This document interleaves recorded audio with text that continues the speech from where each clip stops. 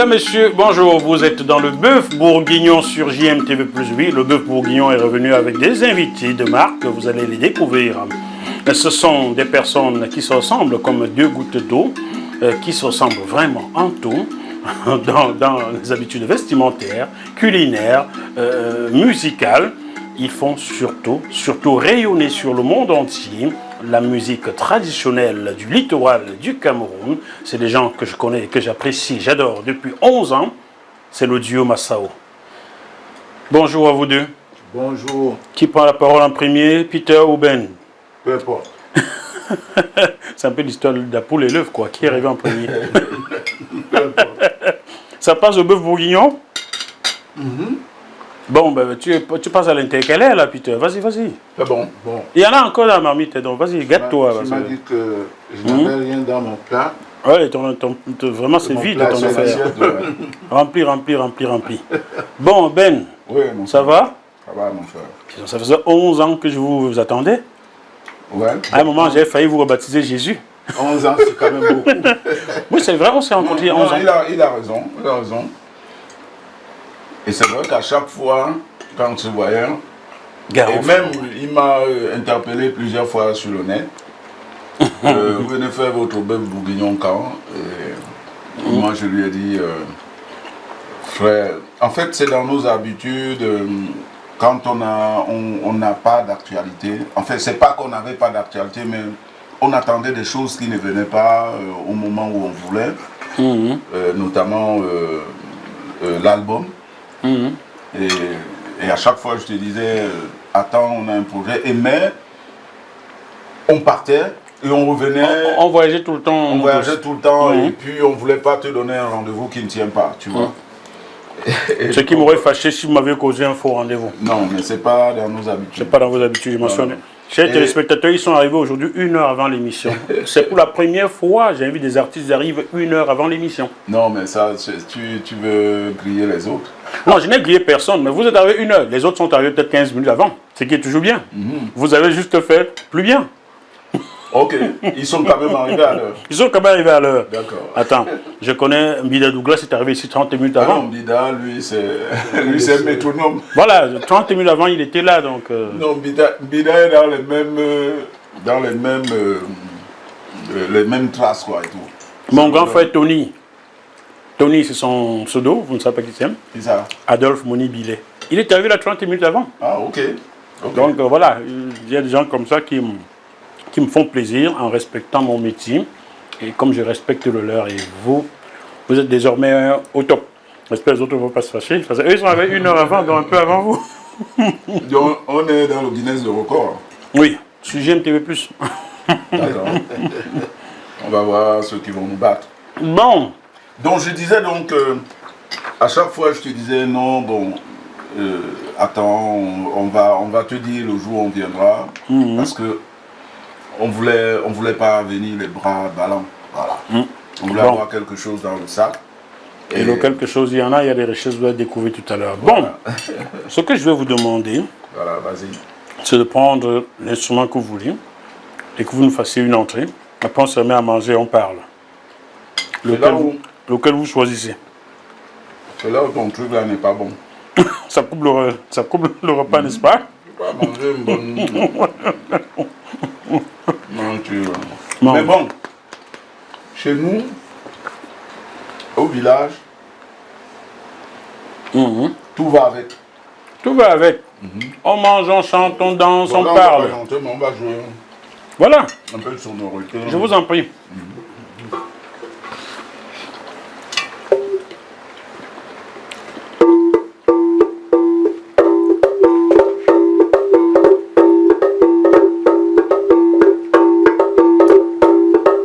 Hey,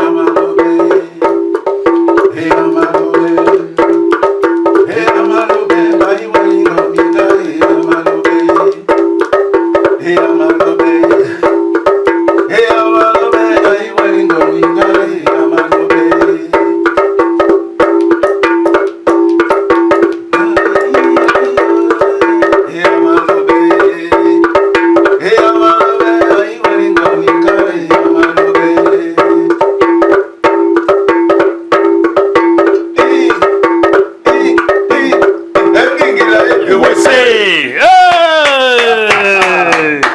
Ça a été court, mais c'est bon, hein? On peut manger, on peut manger. Mangeons. Mangeons, ça reviendra plus tard. Mangeons. Arrête ton truc là, ta sorcellerie là. Mange, mange. C'est jusqu'à la fin, mon gars, ne coupe pas. Hein? Tu es à la maison, hein?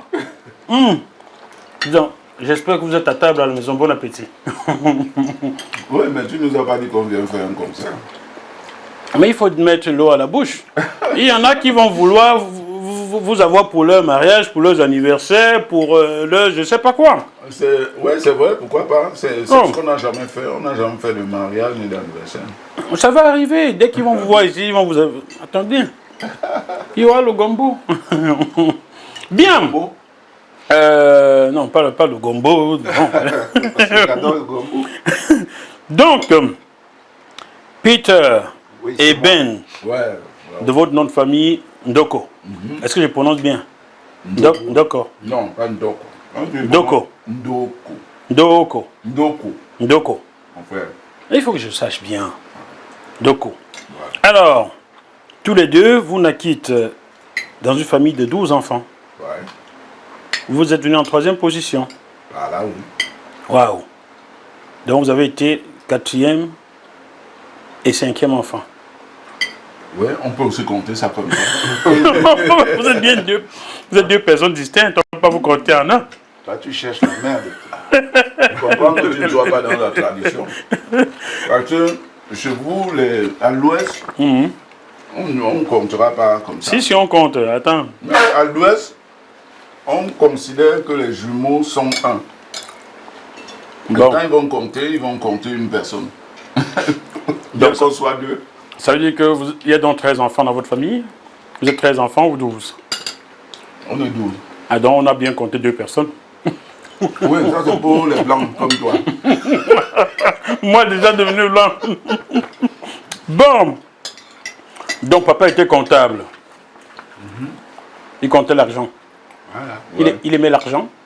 C'est pas qu'il comptait pour les autres. Il comptait pour les autres, effectivement. D'accord. Il faisait son boulot. Voilà. J'ai lu dans votre biographie que pour vos parents, la réussite de leurs enfants devait passer par l'école. C'est un peu comme tous les parents. Comme tous les parents à l'époque, quoi. À l'époque. Tout le monde se cachait pour aller jouer au ballon. Mhm. Tout le monde se cachait pour aller faire la musique. Et Bon. si tu savais combien on nous a fouettés au quartier, Samuel Eto'o et moi, Patrick Soufo, quand on allait jouer au foot, on revenait, nos mamans nous mettaient des grosses fessiers. Attends, Patrick Soufo, il n'était pas au Danemark? Je ne sais pas où il a été. Il a été jusqu'en Angleterre, à Sheffield, à un moment. Au Danemark, je ne sais pas. Parce que l'équipe du Cameroun, je suis, mais il y a des moments où je perds les traces. Maintenant, certains parents sont prêts à payer 1 million pour que l'enfant aille jouer au foot. Les enfants aillent jouer au football. C'est pour cela qu'il n'y a plus de talent. La spontanéité a foutu le camp. Ah bon, Donc, vous êtes né où concrètement? À Douala, mais où? Bonacquois, Dédo ou quoi? Vous êtes né où? on est né à Tombé. Tombé. Tombé. Voilà. Tombelle. Oui, dans un petit village sud-ouest. Donc vous êtes du sud-ouest. Chef-lieu Boya. Voilà. On peut dire ça comme ça, oui. Vous êtes Sawa du sud-ouest. D'accord. Et vous avez grandi où? Alors on a grandi dans beaucoup d'endroits. Est-ce que étant à Loum, le père était installé à Loum. Déjà notre grand-père qui était installé là-bas. Loum dans le Mungo. Ouais. Et c'est des Sawa qui avaient des grandes plantations un peu partout là. Donc tu trouvais tout le monde.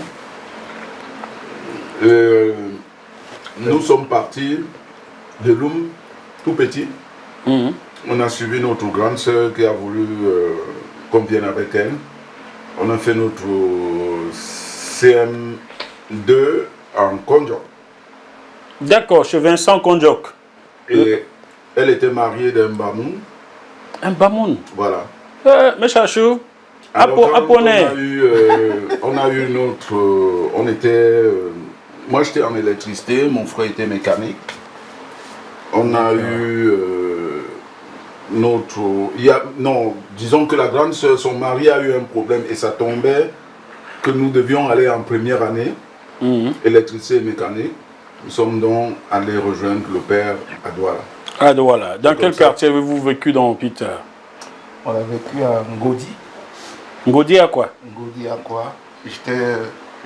On était avec notre papa.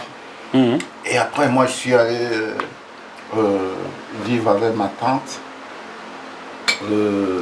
qui était à côté de, toujours en Ngodi, de la feu Keta Lotine. C'est la sœur des Feux et Boilotine. Et c'était pas loin de mon père. Quoi, voilà. Ouais. Et bon, après, notre papa a déménagé, nous sommes allés vivre à Daido. Vraiment, on a fait une partie de notre enfance entre Ngodi et Daido.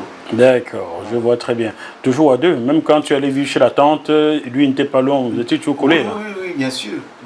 On était toujours ensemble, c'était pas loin. Vous étiez serrés, soudés, attachés, quoi. On est toujours soudés. C'est ça l'amour familial. Donc, finalement, l'école alors, vous êtes allés jusqu'où? Puisque les parents, pour eux, la réussite passait par l'école, vous êtes allés jusqu'où tous les deux? Non, personne. Ils vont se fâcher. Ne commence pas à gâter les affaires. Non, en fait, papa a eu des problèmes. Tout le monde s'est arrêté en chemin.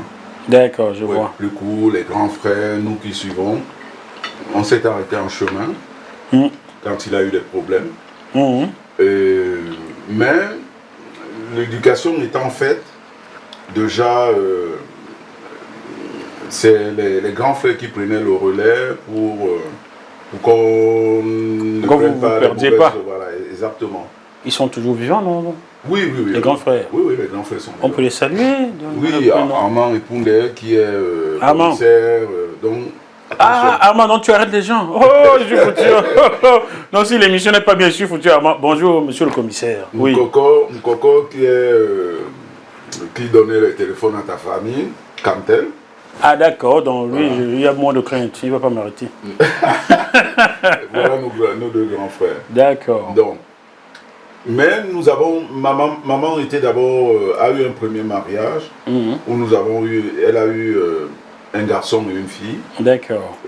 C'est quand elle a perdu son mari qu'elle s'est mariée avec votre père. D'accord. Donc il y a bien du monde devant. C'est donc cette grande sœur qui avait épousé un monsieur Bamoun. Et ce monsieur était donc comptable, lui aussi, à la Sodencam en Congo. C'est pas possible, maman ne choisissait que les comptables. Ça devait produire des sous, hein. Si ça pouvait apporter des sous. Elle est encore en vie, maman? Non, elle est partie. Oh, paix à son âme. Ouais. Bon. Donc, quand il a donc son poste à la Sodencam en Congo, et sa femme, notre grande sœur, le rejoint. C'est un peu dans toutes les familles africaines où quand quelqu'un vient, peut prendre 2 ou 3 personnes dans la famille. Oui, tout à fait. Et tout comme ça marche, oui. Et donc c'est comme ça qu'on la rejoint donc, en Konjok. En Konjok. Voilà. Bon, on va en profiter pour saluer Vincent Konjok, le seul prix Nobel de la paix jamais né au Cameroun, et les Camerounais le savent, vous ne le saviez pas, je suis sûr. Non. Vincent Konjok est né au Cameroun, il est prix Nobel de la paix en 2005. Ils étaient un quatuor à l'agence de l'énergie atomique à Vienne qui ont eu le prix Nobel de la paix, et notre frère Vincent Konjok, qui travaille désormais au Sénégal et implémente l'électricité dans les campagnes, est l'un des 4. Voilà. Lui passer le bonjour. Ben, il est là, il va vous écouter, Vincent. Bonjour à toi, Vincent. Bon. On va maintenant parler des choses. Ah, bon, bonjour Vincent. Ah, il est là pour toi, hein? Ah, il est là? Il est plutôt là pour toi. Ok. Vincent, il nous manque l'électricité à Bessunkan là-bas, s'il te plaît. Ah, il a voulu implémenter au Cameroun, mais vous l'avez chassé.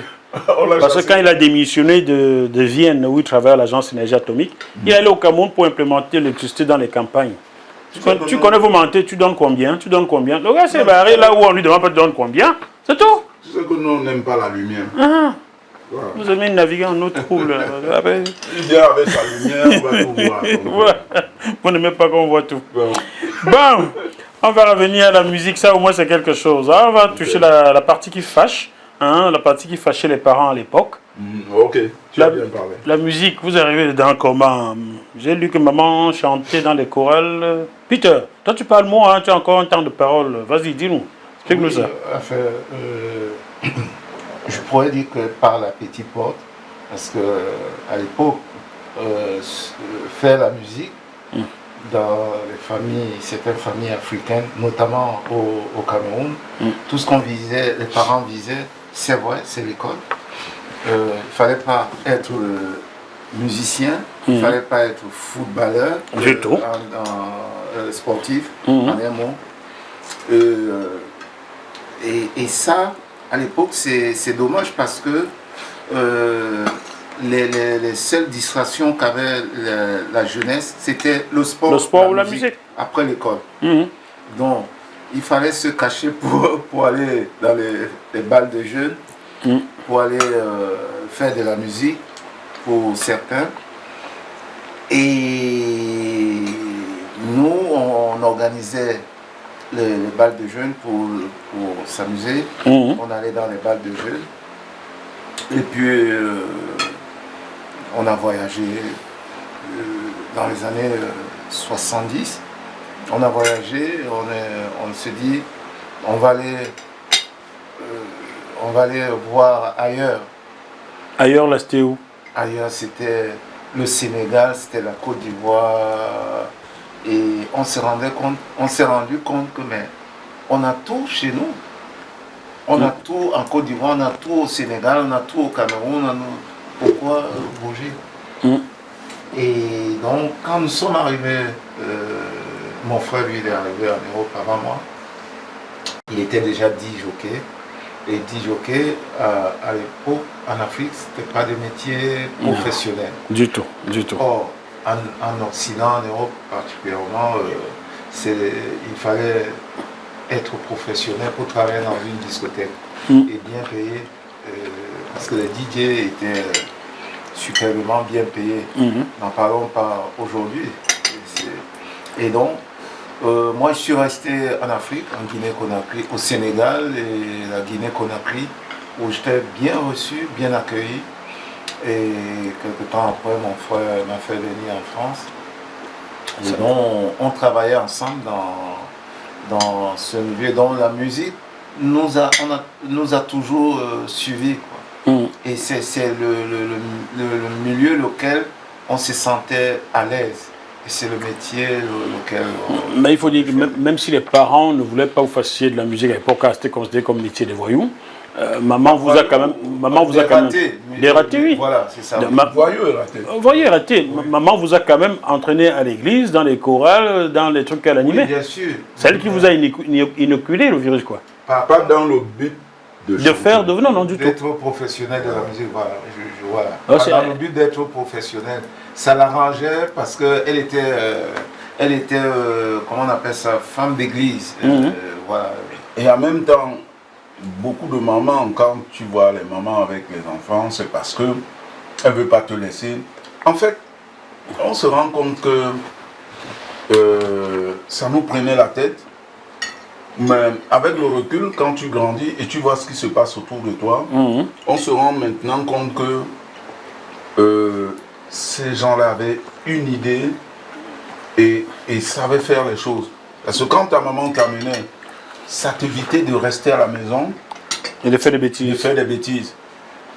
Et tu vois tout le temps comme ça, tu vois les mamans ou le père prendre ses enfants, aller là où ils sont, là où il va.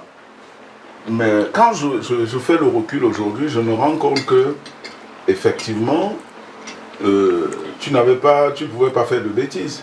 Oui. Donc, tu devais être en ligne de mire tout le temps. Eux, les parents savaient, c'est nous qui ne savions pas, quoi. Non, nous, on ne savait pas. Nous, on essayait de jongler pour aller faire ce qu'on avait envie de faire. Jouer au ballon, jouer à la musique, jouer au billes. Jouer au billes. Aux cartes. Tu as joué au billes, non? Bien sûr, of course. J'aime jouer au Ndira. Tu te souviens? Ouais. Bien sûr. On n'avait pas de joueurs, on n'avait rien. Donc il fallait bien créer. Effectivement. On jouait au billes. Et puis, on faisait, pendant la saison de pluie, on faisait des petits bateaux et tout ça. On faisait des courses et tout. Mais ça, voilà des choses qu'on faisait en fait. Moi, je n'étais pas dans la zone de bateau. J'allais plutôt en vacances à Fumboat, où nous fabriquions des voitures en bambou. Ouais. Voilà. Ah, vous n'avez pas des rigoles? Vous n'avez pas des... Dans les montagnes. Dans les montagnes, il y a des rigoles, mais... Dis que nous étions imaginatifs. Voilà, vous criez. Chaque enfant était imaginatif. Vous criez des bateaux. Vous criez des bateaux parce que vous avez la mer et le Vouri. Non, pas... À l'ouest, il n'y avait pas ça. Bon, ok, je comprends. Et tu as parlé de Moni Bilet tout à l'heure. Et il organisait... quand nous étions en Gaudi, Moni Bilet avait... il organisait chaque période de vacances, il organisait, tu vois, les fédérations où on jouait. On était... Ça nous occupait. Vous jouez à quoi? On joue au ballon, non? Au ballon. Tu ne connais pas? Bah, nous, on appelait ça autre chose. Comment? Championnat de vacances. Ah oui, bon, nous, c'était les fédérations. D'accord. Moi, je suis natif de Mvokada, Yaoundé. Ah, ok. Vous êtes à Douala, c'est autre chose. Donc, Tony organisait des matchs de fédération pour vous? Oui, à Gaudi. D'accord. Je l'ai dit, tout ce qui peut arriver à un être humain, c'est le destin. Les parents choisissent pour toi, mais le destin... Ce destin vous a si rattrapé que, en 1997, vous sortez votre premier album, Essewe, c'est ça? Essewe, oui. Essewe. Je prononce bien là. Essewe. Essewe. Non, toi tu dis Essewe. Essewe. Essewe. Voilà. Essewe. Ça veut dire que si je dois l'écrire, je mets un E, S. Non. Non. Chez nous, il n'y a pas d'accent, frère. Si, il y a l'accent. Non. Il y a le E. C'est les blancs qui mettent ça parce qu'ils veulent le prononcer comme Bon. ils veulent. Comme on voit là, Mbappé. C'est non. Mbappé ou bien deux Mbappé. Non. Essewe. De temps en temps, il faut aller au pays. Hein. Attends, fais attention parce que je peux écrire le doigt là mieux que toi. Hein. Tu veux, on essaye? J'aimerais. Fais-moi une dictée, je t'écris Essewe maintenant. Tu vas voir comment on l'écrit en vrai. On commence déjà. Bah, je vais te l'écrire, c'est pas parce que je ne prononce pas bien.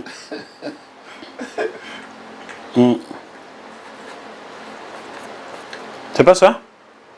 Ouais. C'est ça? Bien, c'est bien. C'est bien écrit. C'est bien. J'ai écrit le doigt là mieux que l'anglais, s'il te plaît. C'est bien. Mais c'est une des formations que nous avons tous. Parce que nous sommes restés longtemps ici. Et sans le vouloir, nous prononçons un peu comme les Blancs nous amènent à prononcer. Alors, je vais vous expliquer. Et donc, les intonations sont très importantes.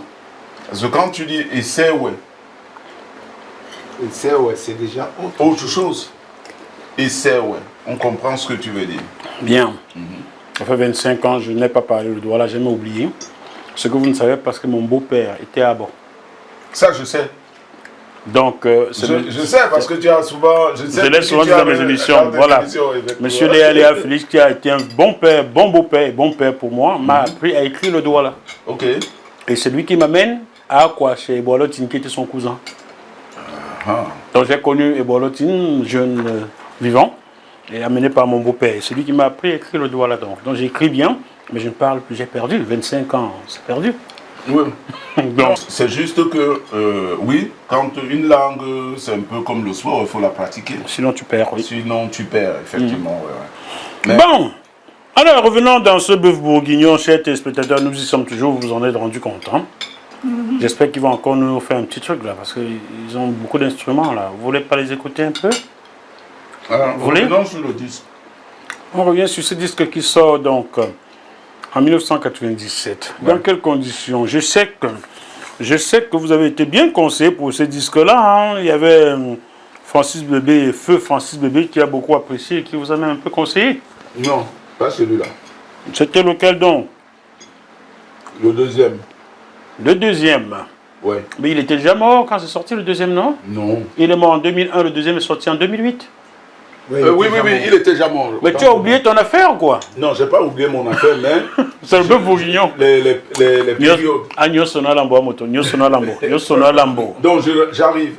Nyosona Lambo, d'abord. Santé. Nyosona Lambo. À Peter. Je vois que tu n'as pas perdu autant. Alors, le premier disque que nous le faisons, on était encore DJ. Ouais. L'album Essewe. le titre qui nous a fait connaître au Cameroun, Diba, Wabandemba, Wabandemba, Wabandemba. Allez, vas-y, fais-le. Wabandemba, Wabandemba, Wabandemba.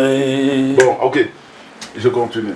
Continue. On commence le travail ici, et c'est lui qui nous a tendu la main pour travailler dans cet album-là. C'est un Ivoirien qui s'appelle Moussa Bambayam. On commence le travail ici et on le finit en Angleterre, dans un studio jamaïcain. D'accord. Et quand tu écoutes l'album, voilà, à cette époque-là, la musique, ça tournait. Là, tu comprends que par rapport à ce qu'on fait aujourd'hui, on avait fait... J'ai dit toujours aux gens qui reviennent sur le premier album, j'ai dit oui, c'est vrai, c'était un début. Et là, c'est l'album fait par deux DJ. On voulait qu'il sonne comme ça. On peut continuer à faire des albums qui sonnent comme ça. Mais nous sommes, après cet album-là, nous sommes rentrés à l'école. Oui, au conservatoire Sarcelles, mais ça c'était en 2004 ça? Oui, mais pas dans cette école-là. Ah, dans une autre avant? C'est l'école de comprendre vraiment nos musiques traditionnelles. Et ce que nous voulons apporter dans ces musiques-là. D'accord. Ça, c'était dans cette école que nous sommes d'abord rentrés. Faire des recherches, comment associer les instruments, ainsi de suite. Voilà donc, je dis, le premier album était fait parce que, bon, on était DJ, on était influencé par certaines choses. Mais, Dieu merci, parce que les Sewe, on voulait dans ce premier album, voilà comment on voulait présenter les Sewe. Mais Ben, Peter, vous n'allez pas vous en tirer comme ça. Vous vous doutez que les mélomanes camerounais africains veulent écouter Diba en live, s'il vous plaît. 1 minute de Diba quand même. Prenez le truc, prenez, c'était quoi? Non, on ne peut pas jouer ça ici, parce que ça c'est un instrument, c'est la sansa, c'est pentatonique, on peut le chanter. Allez-y, nous on veut écouter ça.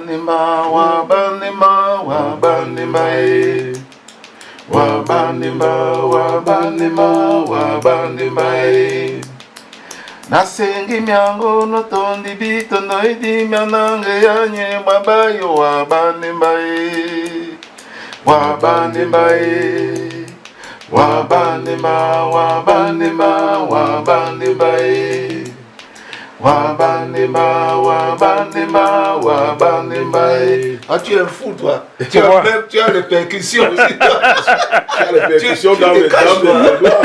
Ben je les ai là hein. Tu te caches toi. Quand on voit. Moi, donc voilà le titre qui nous fait connaître au Cameroun. Et ça, nous ne le savions pas parce que c'est RFI qui nous lance au Cameroun en fait. C'est RFI qui lance cet album. J'avais adoré ça. Ouais, au Cameroun. J'étais encore au Cameroun à l'époque. C'était quelques mois avant que je quitte le Cameroun. J'avais adoré. Mais c'est qui ça? Nous, on était surpris de voir qu'on a un tel succès au Cameroun. J'arrive au Cameroun pour la première fois. Mon frère, lui, il m'a rejoint. Et je trouve que Diba est vraiment... c'est énorme. Ouais. Mais on se rend pas compte. Quand on fait bien des choses, on ne se rend pas compte qu'on les a bien faites. Hein? C'est des gens qui nous disent... C'est des gens qui vous disent que vous avez bien fait. Oui. Oui. En fait, oui. À cette époque, je vais vous dire, à cette époque-là, les chansons qui touchent vers les rythmes traditionnels camerounais sont portées par Donny Elwood, Henri Dikongue, et vous arrivez dans cette mouvance-là. Exactement, c'est-à-dire, on s'est dit, mais c'est pas possible, c'est qui là? Ils sortent d'où?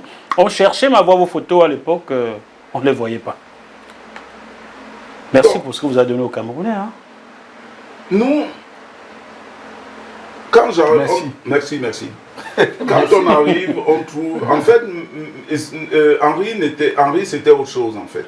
Le premier album, Henri, c'était un peu dans... Non, c'est le deuxième. Pas le traditionnel, Henri. C'était un peu, quand tu écoutes son premier album, tu écoutes Le Feu Boilotine, c'était à peu près dans... Ouais, les Charles Lembert. Charles Lembert. Tu as associé Mabola.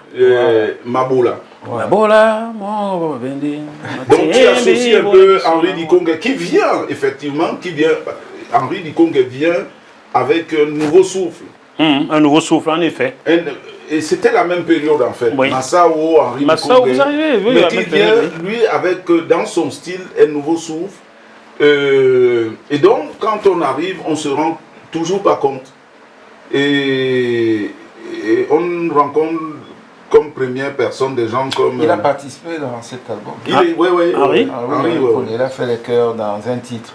C'est mon grand frère du Quat. Hein. Ouais, Vous savez qu'il est dans Vogada, non? Non, on ne savait pas. Henri est mon grand frère de Vogada. Okay. Moi, j'allais à la chorale Union chrétienne de Jeunes en Kondongo. Lui, il allait à la briqueterie et il arrivait qu'on se retrouve sur le même plateau. Mais comme il était plus grand, moi j'étais plus petit, c'est les petits qui remarquent les grands. Donc, c'est mon grand frère du pas Quat. forcément ça. Non, Hey. c'est un super bonhomme. On l'appelait Bouba à l'époque. Salut Oui, Bouba. oui, oui. Non, c'est un super bonhomme. D'accord. Ouais. Henri, quand on appelle Henri, il nous dit... et ça, on a été touché par ce geste-là. On dit Henri, il y a deux personnes qui nous ont marqué quand on faisait cet album. Bon, il y a certainement des noms qu'on oubliera. Il y a lui, il y a Ngea Dayas. Ah, Quand on appelle Henri pour venir faire les chœurs, et on lui demande, bon, combien tu nous prends?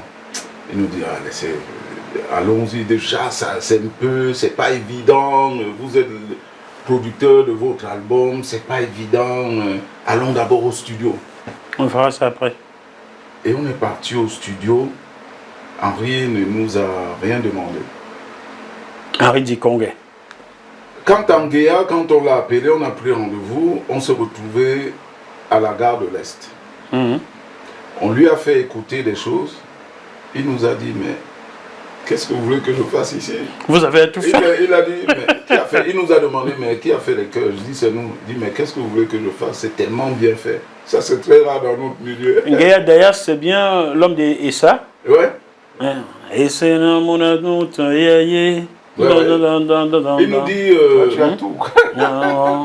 il nous dit, mais tout est déjà fait. On lui dit, non, Steph, nous, on n'est pas choristes. Merci, merci, on a fait ce qu'on a fait, mais on a besoin de vous. Voilà comment il vient. Notre sœur, comment elle s'appelle? Kaïsa Doumbé. Ouais, Kaïsa Doumbé, ouais. Voilà, qui est maintenant aux États-Unis. Elle était vraiment, quand on l'a appelée, elle était contente qu'on l'appelle. Et elle a dit, ah non, mais j'aime bien, oui, je viendrai. Et il y a eu Awa Maïga, qu'on connaissait déjà, et qui nous a dit, moi, pas de problème, ça, je viens. Il y a, Coucou, dans Coucou, la voix de Kaïsa Doumbé. On a appelé... Ouais, j'ai trouvé Coucou, numéro 12. Voilà. C'est la voix de Kaïsa. Cette voix-là, appelé... c'est moi qui la faisais, mais on s'est dit, ce serait mieux avec Elle était meilleure, ouais. Et elle nous dit, non, on avait demandé, il faut voir l'état d'esprit, comment c'était avant. On a demandé à Awa Maïga de la faire, elle dit non, donnez cette voix-là à Kaïsa, elle la ferait mieux. Tu vois? Ça, c'est de l'humilité, hein? Oui, l'esprit. Vous avez toujours son contact, non? Qui ça, Kaïsa? Oui. Oui. Of course qu'un jour, même en virtuel, on l'invitera. Valérie? Valérie qui... Belinga. Est-ce qu'elle était déjà là? Oui, bien avant tout ce monde. Valérie Belinga. Oui, c'était notre personne. On m'a toujours parlé d'elle, Oui, même le grand frère Vicky Eddy m'a parlé d'elle. Vous avez son contact, non? Oui, non, ça c'est... Allez, Valérie, tu viens quand, là? Viens au Bœuf-Bourguignon, c'est bon! Valérie, fais-toi connaître. Viens, Valérie. Tes frères ont besoin de toi. Toi, tu te caches toujours, Valérie Belinga, on t'entend, on entend le nom, mais on ne te voit pas. C'est quoi? Je te préviens, déjà, Valérie ne mange pas de la viande, voilà. C'est pas grave, je ne te peux pas du poisson. Voilà. Elle mange ça au moins. Valérie, tu manges le poisson? On va s'amuser. Bon, et le grand frère Stéphane, Ngea Dayas Solo. Yeah, ma bobé, yeah, ma bobé, yeah, ma bobé. Bah voilà. Musique est mon amour.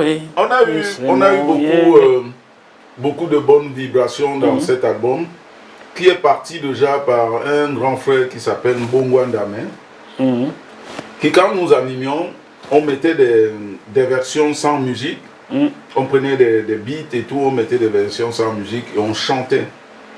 Et Mbongwa Ndame nous dit, Mais ce que vous êtes en train de faire là, ce que les gars font là, les Jamaïcains font là, c'est les serveurs. Et ce que vous faites là, c'est la même chose, sauf que eux ils chantent différemment que vous. Pourquoi vous ne faites pas un single? Voilà comment tout est parti. En fait, voilà. Alors, je veux rajouter un truc pour cet album parce qu'on peut toujours oublier. Quand on y pense, il faut le dire. Alors, les vraies personnes qui nous ont vraiment poussés et supportés, l'album n'était même pas encore sorti. On a fait l'enregistrement ici. Quand ils ont écouté, ils ont appelé en Angleterre. Ils ont dit, on vous envoie un duo. 2 frères. Vraiment fait tout. C'est Elamé. Dominique Elamé. Il est aux États-Unis et l'autre qui est décédé, c'est Cyril Toutou. Oh, Cyril Toutou. Ouais. Franchement, eux, ils peuvent parler de nous pour cet album. Oui, parce qu'on allait chez Dominique. Voilà les premières personnes à croire. Ils font partie des premières personnes à croire en ce projet. Et parce qu'autour de nous, nous avons eu des gens qui, quand on en parlait, disaient, mais vous êtes fous de faire un album sans mettre du Makossa, vous risquez de vous casser la gueule. Et puis nous on disait, oui c'est pas grave, parce qu'il faut déjà faire ce que tu as envie de faire, ce qui te sort du cœur. Et c'est vrai que quand les gens ont appris que nous sommes en studio, il y a des gens qui spéculaient, Makossa, d'autres funk, d'autres rap. Et quand on vient avec ça, je dis Dominique Elamé, on était chez lui, vraiment, c'est des gens qui nous encourageaient, lui et Toutou. Je vais vous confier quelque chose que les Camerounais et les mélomanes africains ne savent pas. Vous avez eu raison d'insister sur votre musique traditionnelle. Vous connaissez le dieu Takam 2 avant vous? Les Takam 2, bon, ils sont sortis en 91. Ils étaient allés voir un producteur que je préfère ne pas citer à Douala. Le producteur leur a dit, musique traditionnelle, qui va écouter ça? Il leur a jeté leur maquette. Les gars sont allés s'autoproduire. Aujourd'hui, croyez-moi, le duo a fait le tour du monde entier avec cette chanson-là. Donc vous avez eu raison de croire en votre musique traditionnelle. Et c'est pour ça que je vous aime en fait. Non, c'est pas qu'on n'avait pas le choix, c'est ce qui nous parlait. Parce que moi, j'ai vécu un petit peu au Sénégal. Quand vous allez, à l'époque où je suis passé au Sénégal, c'est la musique traditionnelle. Lombala. Jusqu'aujourd'hui, Lombala, les concerts dans le monde entier, les festivals, il y a plus de Sénégalais dans les Maliens et tout ça. Ils croient à la musique. Et quand tu rentres au Cameroun, les musiques traditionnelles, il y en a plein, des tonnes qui ne sont pas touchées. Qui ne sont pas explorées, en effet, oui. Et donc, on n'a même pas réfléchi qu'est-ce qu'il faut faire ou pas. On s'est dit, voilà, c'est arrivé tout de suite des COE. Et c'est arrivé au bon moment. Et voilà. Ah, mais entre-temps, pendant qu'on était DJ au Titan, il y a quelqu'un qui nous avait fait une proposition, 2 personnes qui nous ont fait des propositions. Il y a Gordon Anderson. Gordon Anderson. Ouais, il venait au Titan. Waouh, c'est du costaud ça. Oui, du lourd. Ces gens-là à l'époque des îles produisaient pas mal de disques. Il nous a vu comment on animait, il nous a proposé, il nous dit mais pourquoi vous ne faites pas un truc sur produit? Vous êtes jumeaux, vous passez bien à l'image, vous êtes des gens, quand on vous voit, vous avez... il nous dit vous avez une personnalité qui peut... Et je dis non, on n'a pas encore changé. Il dit non, c'est pas grave, on va... Gordon, c'était la première personne à nous, et pourtant il n'est même pas camerounais, il n'est même pas africain. Oh, j'ai oublié sa chanson phare, Gordon Anderson. Exil One. Exil One. Nous avons pourtant dansé là-dessus. Oui, c'est un truc... Nous avions connu les petites à l'époque. C'est un petit truc qui a fait le tour du monde. La deuxième personne, mon frère était en Allemagne. La deuxième personne, c'est Guy Bilon. Guy Bilon, salut Guy. Voilà. Ça fait longueur, hein? Guy, tu devrais l'inviter. C'est sa maison, il connaît cet appartement, je faisais même pas les émissions. Quand il était encore avec sa femme guinéenne, il venait là, les deux. Super bon homme aussi. Bon, Guy, je t'appelle et je t'invite au Bœuf Bourguignon, tu viens nous parler ici. Donc Guy un jour me dit, à moto, pourquoi vous ne faites pas un disque? À l'époque, Guy, il était au sommet de son Quand il art. chantait Alors, non, Yaoundé, Timbaoudou, voilà.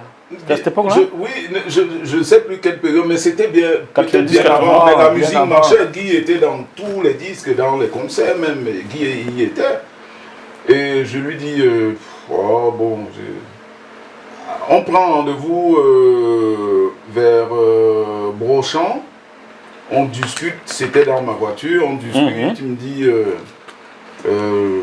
non, moi, je peux vous faire, on peut commencer par les maquettes. J'ai dit, bon, ok, on va en parler. Quelque temps après, on se revoit. J'ai dit à Guy, vraiment, on n'est pas prêt. Et puis, je sais pas, le Mako, ça ne nous parle pas. Il dit, bon, écoutez, réfléchissez, dites-moi quand vous voulez, quoi. Donc voilà la deuxième personne qui nous fait la proposition de faire quelque chose avec nous, quoi, et tout. Wow. Et c'est donc après que, en fait, c'est parti par un client qui nous fait écouter quelque chose, un Ivoirien. Tu vois, et c'est des gens qui savaient que nous sommes dans les disques.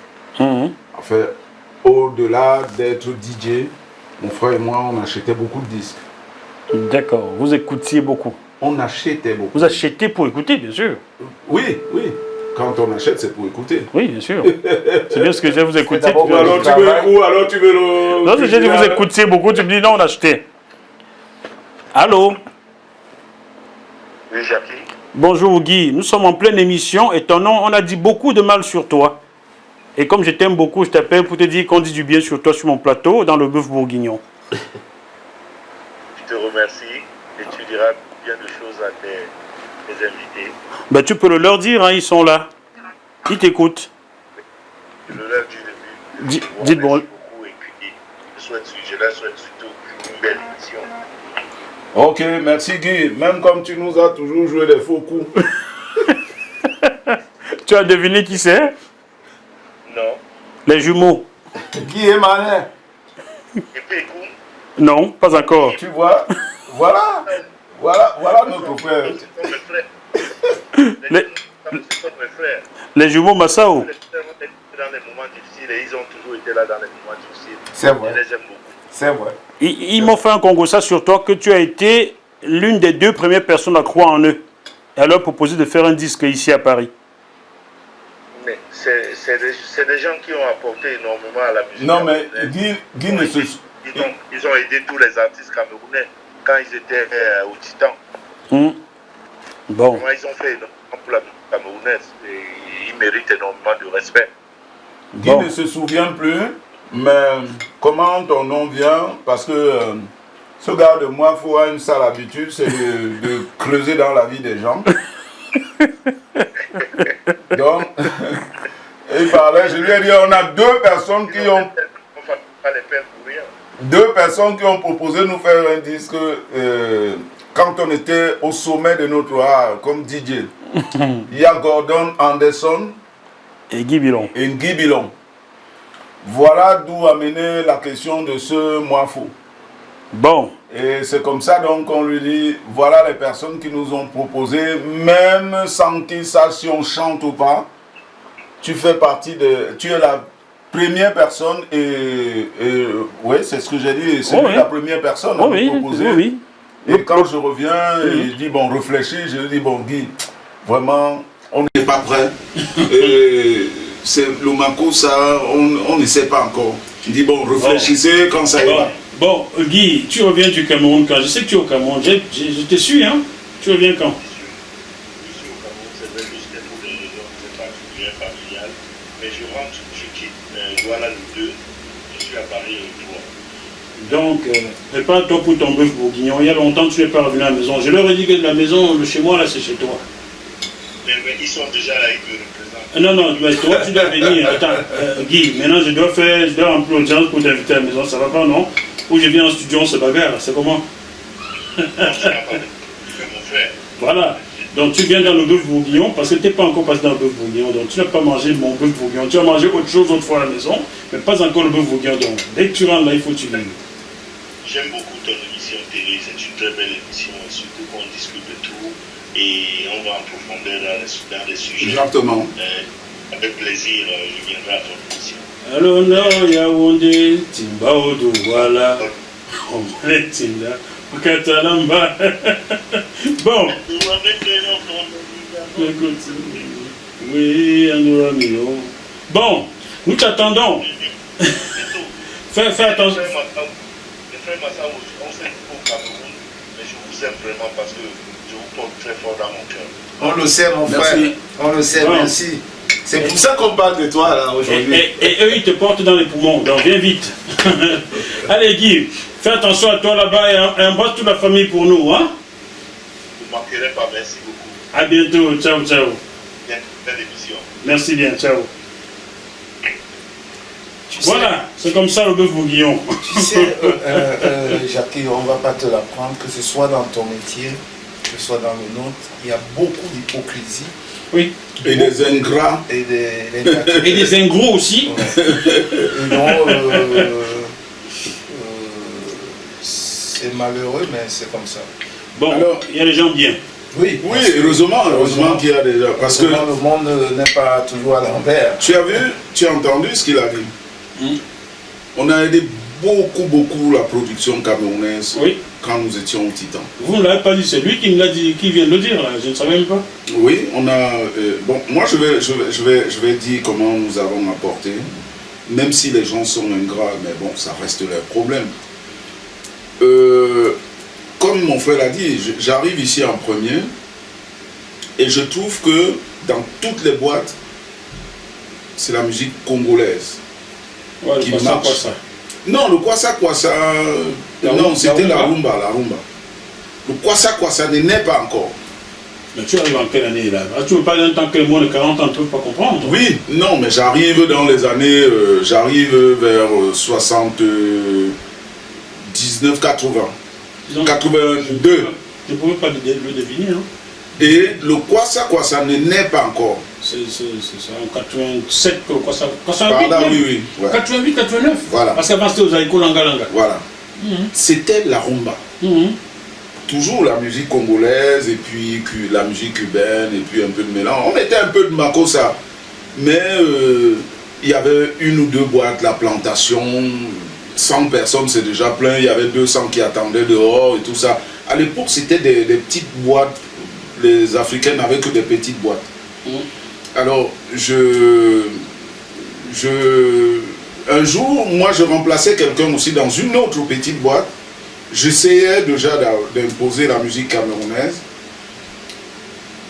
Et un jour, je suis dans Paris, parce qu'il m'arrivait, je sortais beaucoup, j'allais dans la journée, je sillonnais les magasins de disques parce qu'on s'achetait beaucoup de disques, mon frère et moi. Entre-temps, mon frère n'était pas encore là. Et un jour, je suis en ville et quand je finissais, je m'arrêtais à un restaurant, je mangeais et j'allais au boulot. Je mangeais au mini-resto, je mangeais un peu de dollar et j'allais au resto, au boulot. Et non, au moins 2 ou 3 personnes sont arrivées au mini-resto, disent mais on est en train de chercher un gars là et tout. Personne ne savait encore que, sauf peut-être quelques personnes, mais très peu, savaient que je suis jumeau. Et on cherchait un gars là et tout, le DJ, un gars DJ et tout ça. Et même le principal, le DJ principal, il me cherche dans toute la ville. Je lui dis mais c'est quoi? Il dit que mais il y a un concours de DJ là et tout dans le... Ah, je ne me souviens plus. Dans une boîte? Non, oui, dans une boîte vers Concorde. Il me dit, il faut que tu ailles me représenter là-bas. Je dis, mais c'est pas moi le DJ de la boîte, c'est toi. Il dit, non. Un Malien. Il me dit, non. Le niveau que tu as, c'est vrai que je suis le DJ principal, mais je pense que c'est ton affaire. Tu vois ça? J'ai dit, non. Mais il me dit, vas-y, c'est moi qui t'ai dit d'aller. Moi, je ne peux pas le faire. Et je pars, et je suis, je sais plus, 2 ou 3e. Bon. C'est aussi une façon de s'amuser. Et à l'époque, il y avait la discothèque, là, comment, dans le 6e, le Rubis Club. C'est un entier qui était DJ là-bas. C'était déjà une boîte classe et grande. Et pour que tu rentres là-bas, il fallait qu'on te prenne par la main. Ah, il fallait se copter quoi. Exactement. D'accord. Il était là ce soir. Moi, je ne le connaissais pas. Après cette cérémonie-là, en partant, il vient me voir dehors. Il me dit, écoute, prends mon numéro. J'ai vu tout ce qui s'est passé. Mais pour moi, tu es le number one. Ah. Prends mon numéro. Je travaille dans une boîte qui s'appelle le Rubis. En général, les places des DJ sont vendues et chères. Je pense que je préfère que quelqu'un comme toi me remplace. Et c'est comme ça que je vais au Rubis pour ma première grande boîte et comme DJ principal. Waouh. J'ai pas mis long dans cette boîte-là et elle naît parce que j'ai eu quelques désaccords avec le fils du patron. Je suis parti. Je reviens au Titan par le chef de rang qui s'appelait Omar. Pas Bongo quand même.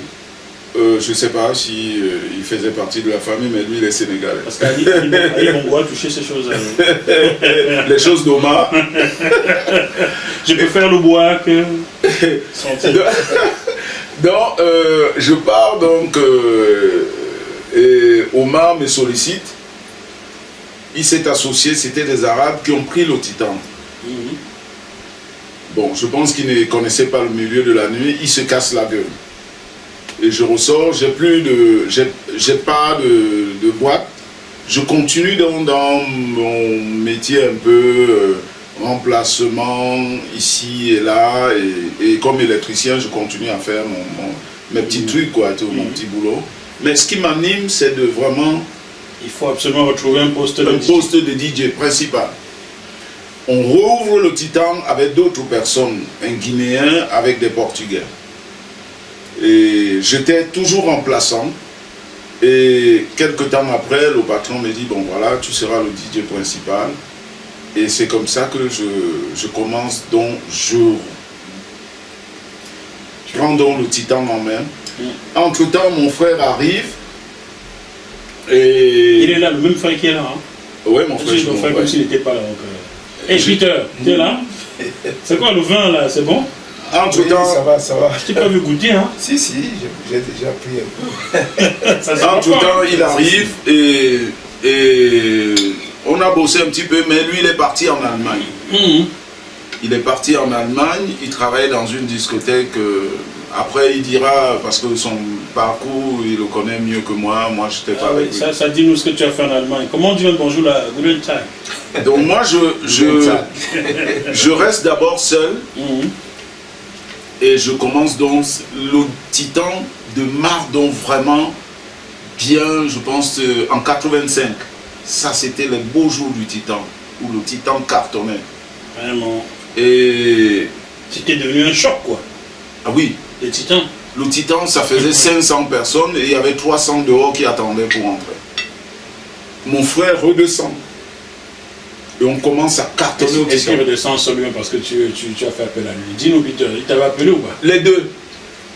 Les deux. Non, mais t'as pas tu passes à pas Peter, il t'a appelé ou quoi? Non, non, si je dis, je parle pas à sa place parce qu'il y a des moments qu'il ne connaît pas. Donc je suis obligé d'aller jusqu'au bout et comme ça il prend là où il peut. D'accord. Donc moi, étant en Allemagne, c'est vrai, je travaille dans une discothèque américaine et on était 3 DJ dans cette discothèque. Il y avait moi, africain, il y avait un Jamaïcain et un Allemand. Et il fallait maîtriser tous les morceaux qui sont en vogue. Et cette discothèque était presque 600 à 800 personnes. Oh mon Dieu. Et dedans, c'était plein de blancs. Et pour que tu rentres, c'est pareil, il fallait que... Il fallait monter pas de blanc. Voilà. Et donc, mixer là-bas, il fallait être fort. C'est-à-dire, déjà, faire connaître la programmation, comprendre les musiques qui marchent. Parce que les patrons eux-mêmes c'était des Américains, des Jamaïcains, des Américains d'origine jamaïcaine. D'accord. Et donc, il fallait connaître la musique black. Et j'ai une anecdote, vers la fin du boulot, Michael Jackson cartonnait, vraiment, c'était le number one. Quand il sort quoi, Bad? Non, peut-être bien avant. Bien avant. Thriller, dans les années 82. Oui. Donc, vers la fin, la boîte se vidait déjà, vers la fin, c'était déjà presque la fin. Bon, je dis, je vais écouter juste des trucs à moi que je sélectionne. J'ai mis un morceau, c'était John Sally Brown. Les patrons ont eu les cheveux qui ont poussé de la tête. Oh, man. John Sally Brown. John Sally Brown. Et ça, c'était c'était le truc qui cartonnait, c'est-à-dire... Ça a retenu les gens seuls, quoi. Non, les gens partaient déjà. Non, j'ai dit, maintenant, je veux mettre une série... Le truc qui te plaît. Oui, oui. Et là... mais ça fait partie de la programmation aussi. D'accord. Oui. Mais il y a un truc que j'ai mis, c'était un titre de Michael Jackson. Lequel? Le week-end d'après, on m'a convoqué au bureau. Le patron me dit, dans ton cœur, je sens que tu es noir. Tu as la musique en toi. Mais je ne veux plus écouter du Michael Jackson ici. Ah oui, clair et net, mon frère. Bon, j'ai compris. C'était quoi son problème? Non, pour eux, ça peut être, il peut être un noir, mais ce qu'il faisait pour eux... C'est pas de la musique noire, ouais, c'est ça? C'est pas la musique noire. Fais le mec du Makousta. Et donc, bon, j'ai compris. Et l'autre DJ jamaïcain, il était vraiment collé à moi, c'était vraiment un pote, quoi. Et le blanc, il sentait un petit peu un rejet. Moi, dans mon esprit, c'était même pas... Mais c'est tout naturel qu'un noir va vers un noir, hein. Oui, Soit un du rejet. Et en Afrique, quand les blancs arrivent, ils vont plus vers les blancs. C'est une réalité. Deux fois... oui. C'est une réalité. J'ai vécu au Gabon et partout, je sais comment on fonctionne. C'est ça que je t'ai dit tout à l'heure. Ce milieu-là, il y a beaucoup d'hypocrisie. Tu vois, et c'est vrai que avec un noir, je me retrouvais beaucoup plus. Il ne pouvait pas me jouer un sale coup et tout. Bref, de temps en temps, je revenais en France. Je voyais que le Titan, ça cartonnait et tout. Et après, je suis revenu et mon frère, je faisais les remplacements au Titan. On s'en rendait pas comme vous, on semblait trop long, ça ne pas jeter lui parfois. C'est vrai en plus. Et donc ça attirait la curiosité. Et le patron a sauté sur l'occasion. Pour lui, ça l'arrangeait. Il ne m'a pas embauché, ça c'est vrai, mais je faisais les remplacements. Non, pour lui, tu étais embauché puisque tu étais remplaçant. Oui, bon, pour moi, c'est pas un embauche, quoi. Il y a, un remplacement, c'est un remplacement. Le DJ de la maison, c'était lui. Je n'étais pas le DJ de la maison, moi j'étais en Allemagne. Et donc pour lui, ça l'arrangeait d'ailleurs, parce qu'il avait cette curiosité, ça lui ramenait d'autres clients, voire deux jumeaux qui faisaient le même boulot, c'était une curiosité. Oui. Après, je suis allé à Strasbourg et j'organisais des soirées là-bas. Je travaillais dans une discothèque européenne. Et donc, voilà un petit peu le parcours. Après le Titan, on a fait des choses, on a organisé des concerts. Vraiment, la musique, c'est tout notre vie. Comment se prénommait maman? Nguyen et un vocaliste. Et maman, tu as vu ce que tu as fait, hein? Tu as vu le mal que tu lui as fait, hein? Tu as vu, hein? Donc, je continue donc là où je me suis arrêté. Le Titan, quand il démarre, donc, et puis mon frère vient, on fait donc ce duo-là. Bon, il a déjà dit, un certain nombre de choses. Voilà donc comment ça monte. Et donc, on a donc commencé à programmer beaucoup de musique camerounaise. C'était pas évident, mais voilà comment on impose la musique camerounaise. Et beaucoup de DJ venaient dans d'autres boîtes parce que ça écoutait. Hein. Le Titan était déjà, donc est arrivé après le Rubis. Le Titan était encore immense par rapport au Rubis. Et le Titan devient donc l'une des plus grosses boîtes africaines communautaires dans Paris. Les gens quittaient Londres, en province pour venir. Passer un week-end là, on m'en a parlé, moi j'étais gamin, mais bon, on m'en parlait. Je te dis, le Titan faisait 500 personnes dedans, voire 600 bien serrés, il y avait 300 qui attendaient dehors pour entrer. Oui. Et donc, voilà donc comment. Et l'une des personnes, on peut dire ce qu'on veut, mais l'une des personnes qui sent quelque chose, c'est Touré, qui apporte une autre façon d'arranger le Makossa. Parce que quand tu mettais un disque congolais, voilà donc comment, en mettant donc, on s'amusait donc à prendre des petits endroits dans la musique de Makossa, les mix, nous-mêmes on faisait nos mix à nous, pour essayer de rester vraiment... parce que la discothèque, le principe de la discothèque, c'est que ça ne s'arrête pas. Ça ne doit pas s'arrêter, ça doit aller. Ça doit cartonner. Et quand tu prenais les disques camerounais, il y avait trop d'informations. Le Babacool, c'était le Babacool. Pas forcément. Il y a des Babacool qui ont bien marché. Pas forcément. C'est que les arrangements étaient faits de manière à ce que quand tu commences déjà à être bien, boum, ça casse, ça revient à autre chose. Et donc, la clientèle le ressentait. Souvent, ça donnait l'impression que le disque est fini et les gens allaient s'asseoir. Ah, quand on faisait le bal à terre, là. Le bal à terre encore, c'est là où il y a du mouvement. Hein? Après, le bal à terre, ça cassait. Voilà. C'est bien ce que je pense. Hein? Okay. C'est bien ce que je dis. Exactement. Donc, il y a tout ça. Et Touré est venu, il a écouté comment on faisait. C'est des gens, le Titan, c'était l'endroit où il fallait être, de toute façon. La musique antillaise, la salsa, tous ces trucs-là, il fallait. Et beaucoup de gens ne savent pas. Le soukous naît au Titan.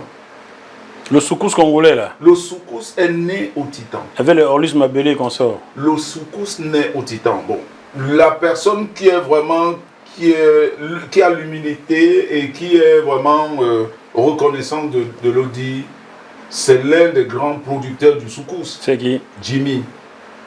Jimmy, il était très proche de Orlus Mabélé là. C'était lui le producteur. Je l'ai contacté quand Orlus était malade, mais il ne m'a pas répondu, Jimmy. Non, mais c'est un gars bien.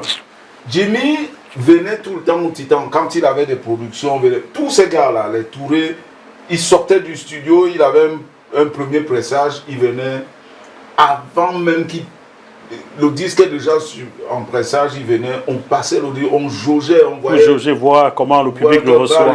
C'était comme ça, le Titan était comme ça, en fait. Vous étiez la jauge, quoi. Et donc, vous avez les droits d'auteur pour ça ou pas? Vous avez les droits ou Non, mais on n'est pas compositeur, ni même interprète. Si on travaille un jour. Non, on travaillait, on faisait notre boulot. C'était l'amour, la passion, en fait, dans notre boulot. Voilà. Et on ne demandait rien à personne. Donc, qu'est-ce qu'on faisait donc? Jimmy a vu comment, et il a entendu comment on travaillait. On prenait... Comme le soukous, il n'y avait rien. On prenait la rumba, tu sais, dans la rumba, quand même, il y avait des petits endroits où ça bougeait un peu. Et on prenait dans ces endroits-là, on les collait les uns et les autres et tout, des disques, plein de disques comme ça. On prenait même une minute, on collait. Et c'est comme ça que Jimmy a entendu, il a vu comment on a fait. Voilà comment il va donc faire Orlus Mabélé.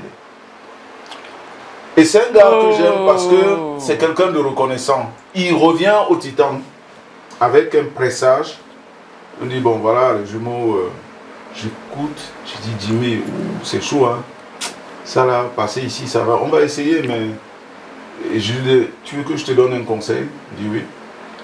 Il dit, si tu peux faire ce que je te dis, tu seras le premier Africain à le faire dans une musique du ghetto, pour dire ainsi. va remixer ce disque, c'est un bombe ça. Il dit, ah bon? Et ce que j'aimais en lui, il ne perdait pas le temps. Jimmy est sorti là ce soir-là, et il avait déjà pressé les albums. Il les a tous mis de côté. Wow. Il allait faire la femme ivoirienne. Oh, la femme ivoirienne, chérie, tu m'as trompé, oh. alors, tu m'as trompé, mon amour, je suis à toi. C'est le remix. Waouh! Tout ceci, Chers frères, est-ce que vous vous rendez compte que voici les gens qui ont créé le soukous et on ne savait même tout pas? ceci a été concocté au Titan. Bon, créer, non, c'est pas nous. Oh, mais vous avez créé. Hein. On a quand même donné l'idée Donc, de ce qui peut se faire. Touré s'inspirait beaucoup de discothèques, surtout là où nous travaillons, parce que quand tu faisais danser les gens, tu avais déjà, je dirais pas une garantie, mais presque de vente. De vente, oui, voilà. bien sûr, parce qu'ils vont acheter. Et l'Afrique, à l'époque, l'Afrique, c'était qu'ils attendaient que ça vienne d'ici. Quand il y avait les échos qui venaient d'ici, ça mordait là-bas forcément. Et donc, voilà donc comment part donc le soukous, et le soukous naît donc comme ça. Dis donc, c'est parti comme ça. Nous on dansait, on ne savait même pas des choses. Oui, non, mais il y avait beaucoup de choses qui se passaient. Donc, le Cameroun, donc, on a commencé donc à cartonner, on prenait des trucs. Et comme c'était toujours lourd, mais ça s'ouvrait, on insistait. Vers 5h, 6h du matin, on créait. Mon frère et moi, on a apporté quelque chose qui n'existait pas à Paris. Dans nos animations, on créait comme si on rouvrait la boîte. À 5h du matin, on mettait des disques de ces anciens Makossa. Effectivement, l'histoire de l'ancien Makossa part aussi du Titan. D'accord. Parce que les Camerounais, et plus beaucoup de DJ, regardaient beaucoup la télé. Et pour eux, quand ils disent qu'à marché une certaine période, on garde, il faut une nouveauté. Du coup, ils ne prennent pas. Mais nous, on a fait le fait inverse. On jouait dans des disques. Alors, on se retrouvait avec 100, 200 personnes jusqu'à 10 heures. Des fois, 11 heures. Le patron venait nous voir dans la cabine. Vous faites comment? Pardon, laissez-moi reposer. Les jumeaux. Et notre plaisir, c'était de voir les gens s'amuser. Tu avais des gens qui avaient besoin de ça, la nostalgie, le pays et tout. Écoutez ça. On aimait ce qu'on faisait en fait. Dis donc, on avait cela en commun sans se connaître, car je suis de loin votre cadet. Hein. Quand je commence à animer en radio au Gabon, je ne joue que les anciens. Voilà. Vous comprenez pourquoi dans le bœuf bourguignon, j'aime inviter les anciens. Cet esprit-là, c'est... Et donc, les gens, les DJ au Cameroun, ont commencé à nous demander des cassettes, des ceci, de cela. Mais on avait une chose, on a dit à notre patron, à des moments importants, tels que le 24 au 25, le 31 au 1er décembre, il faut inviter un artiste. Bon, et puis on a continué, et on lui a dit, il faut payer tant. Mais non, mais les jumeaux disent non, il faut payer tant. Mais les gens qui suivaient beaucoup, malheureusement, c'était les Congolais. Un jour, on a appelé les Camerounais, on leur a dit, écoutez, ici, on travaille, on a notre salaire. Le travail que nous sommes en train de faire ici, nous devons le faire ensemble. Nous devons le faire ensemble. Si vous voulez qu'on aide cette musique-là, vous avez la chance qu'on est Camerounais, aidez-nous aussi. Mais les gars, tu sortais de ces tarifs. Un jour, mon patron m'appelle au bureau et me dit, mais les jumeaux, ben, nous, moi j'ai remarqué que quand on organise les Congolais ici, et c'est normal, hein, c'est un patron, il est là pour faire du business. Le business, oui. Il dit, mon chiffre d'affaires est beaucoup plus important que quand je fais les Camerounais. Mais tu veux que je donne? J'ai dit, oui, bon, monsieur Martin, tu vois, dans le milieu, ça parle. Quand tu commences à donner, tu donnes à Pierre tant et tu vas donner à Paul tant, ça va parler, ce ne serait pas bien. Les Congolais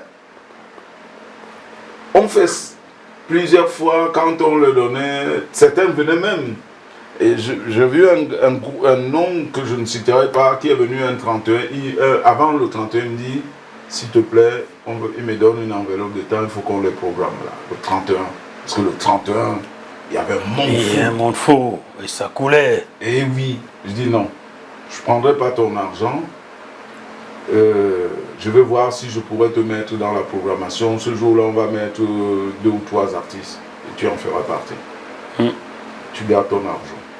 Certains, quand on finissait le spectacle, le patron leur donne l'argent. Ils venaient nous voir dans la cabine, disent les jumeaux, voilà, vous pouvez aller prendre un restaurant. On disait non. C'est ce que les Camerounais n'ont jamais fait. Bon, ne dis pas du mal des fois, ils vont se fâcher. Non, Allez. Non, j'arrive. Nous, on n'attendait pas ça, en fait. Nous, on n'attendait pas ça. Tout ce qu'on voulait, c'est qu'ils participent dans l'effort que nous sommes en train de faire. Pas en nous donnant de l'argent, mais au moins quand on les appelle, qu'ils soient présents. Qu'ils soient présents et qu'ils ne demandent pas des sommes en croyant que, bon, voilà... Que vous êtes très riche. Voilà. Bon.